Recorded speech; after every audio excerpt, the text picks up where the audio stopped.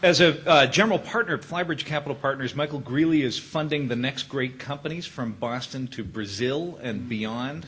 And would love to get your perspective on Boston as one of many places you look at supporting the next great companies. Sure. And so I might share just a brief venture perspective. I currently chair the New England Venture Association, but I'm also on the National Venture Board, and so see some very interesting data. And it's no surprise to the audience, the venture industry is, in some sense, under a state of siege. It is contracting dramatically.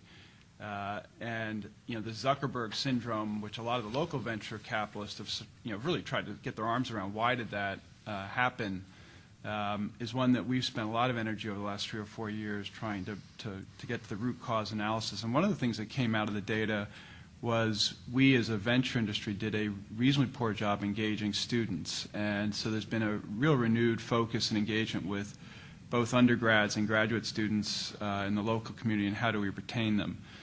The venture industry nationally is about $175 billion under management, so it's a reasonably sizable industry. 20 to 25% of that capital is managed probably within 20 miles of where we are right now. So there's a great and historic density to the venture industry. In the last 30 years, probably $50 billion has been invested locally in 2,800 companies. So it's not as if we can't make great investments. We have a great history of making great investments. But this, the Facebook phenomenon clearly was one that got away from the industry. This morning's venture news wires announced that Facebook's IPO will be a $10 billion IPO, which is staggering. And out of that, the lack of our ability to retain a company like Facebook has profound and I frankly say troubling long-term implications, because it's out of those companies that come great alumni networks and spawn the next generation of great startups.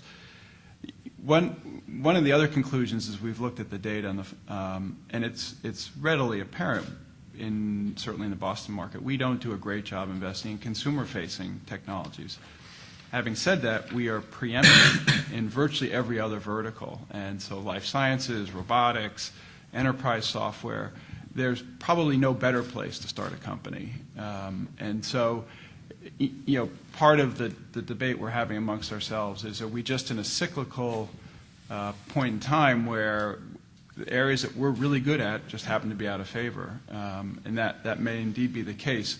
So that's caused us as an industry to really focus on New York, which is actually an interesting juxtaposition. This phenomenon in Manhattan, unlike what we probably saw 10 years ago, feels very real and very sustainable. And those are entrepreneurs that are aspiring to build the next great Facebook and consumer-facing technologies. And so what you're seeing is this sort of interesting migration south of a lot of Boston-based venture capitalists who are now spending a lot of time in the Acela and on the shuttles in New York. And we've actually opened a very small office down there where we had always aspired to be a one-office Boston-based firm. We manage about $600 million, have 60 companies, so we're very active in the local community. We now find ourselves spending a lot more time in New York, and are considering the New York-Boston corridor as one large market, as a way to address this, the lack of Facebook success stories up in New England. Well, Mike, take the Peter Mead formulation that we're not going to hit home runs every time, and we want to minimize the strikeouts. What if we say, hey, Boston is a great place to start, life sciences, robotics, enterprise software companies, as you say, and maybe consumer-facing just isn't something we're ever going to be really good at, and we should live with that? I think that is that may be the reality. I don't want our industry to accept that as a fait accompli. We have great marketing talent here. It's a spectacular market to recruit into.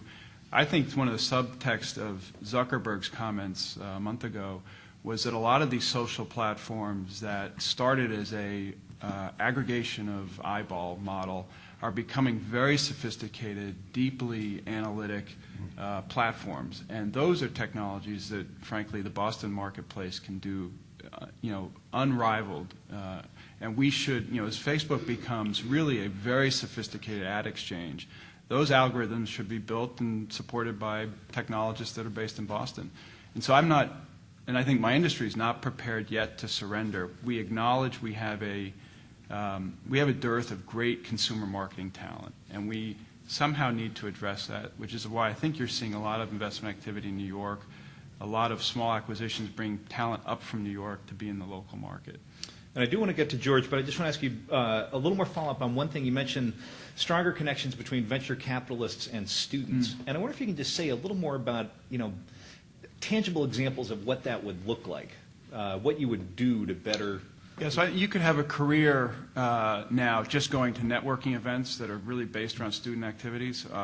For instance, our firm sponsored a scholarship program called Stay in MA, where we pay the $20, $30, $40 for a student to go to a networking event, which for a student is sort of out of reach. And we've probably encouraged 3,000 students over the last few years to go to an MIT or a Suffolk or a Northeastern event and just get engaged. I started a program called 12 by 12, where we have 12 very senior CEOs in town matched with 12 venture capitalists to start 12 new companies run expressly by 12 next-generation entrepreneurs. We've been doing that for about a year. We have 12 companies now, probably 150 people. And it's, part of the mission, I think, of the venture industry is to be accessible and drive engagement. The students, I don't think they go to Harvard or Suffolk or Northeastern thinking, I'm only here for 4 years and I'm leaving. But they don't know of the wealth of opportunities, and that's what we need to educate. We need to drive student engagement. As a fellow journalist, I'm allowed to say this. Others say and do and propose, and journalists criticize. So, George, what do you think of what you've heard? Well, I think we're going to get to the public transportation question soon, probably. I'm not sure that that's an asset. I think it may be a long-term, it's technically a long-term liability. We can get to that. But basically, I agree with a lot of what I've heard. Definitely the comment that we're very good at beating ourselves up. We're highly critical of ourselves. But I also think that even more than that, as a political culture, historically, we're pretty bad at nurturing, acknowledging, and celebrating the remarkable companies that we have. There are, and I think that's the ultimate irony around the whole Zuckerberg syndrome, is that it's an enormous amount of press for that. This, and obviously it's arguably the biggest, most known brand in the world. But right under our noses are hundreds and hundreds of remarkable, fast-growing companies that barely get any attention whatsoever, both from our political class and also really, frankly, from the media. And so we are literally in this island of tropical, we're like in this amazing tropical island with all these riches, and we're complaining because we don't have this one crop, this rare pineapple or something that we can enjoy. So I think it's very interesting that we are focusing on that, given what we have. And I'll throw an example out for you. How many people here have heard of a company in Cambridge called Pegasystems? Let's say it looks like a quarter. Pegasystems makes a business processing software. It is, just in the last 2 years alone, added over 600 jobs. And you wouldn't know that. It's if Facebook came and announced that he was opening a branch office in Boston, which it will at some point. It has to, because if it's going to recruit from here, he will have to open up. They will open up a little R&D lab or something here at some point.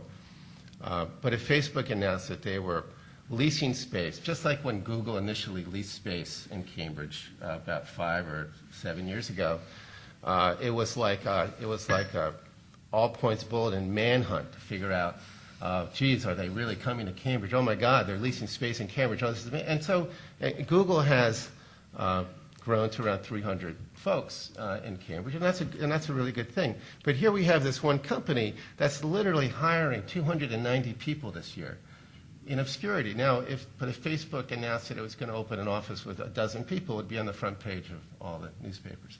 I just think we propagate a very lopsided view of what business is and where the growth is. Where the problems are, I think, in Massachusetts is we don't really know how to grow companies beyond a certain size. And I think we actually have all the ingredients to do that, but we just aren't able to do it.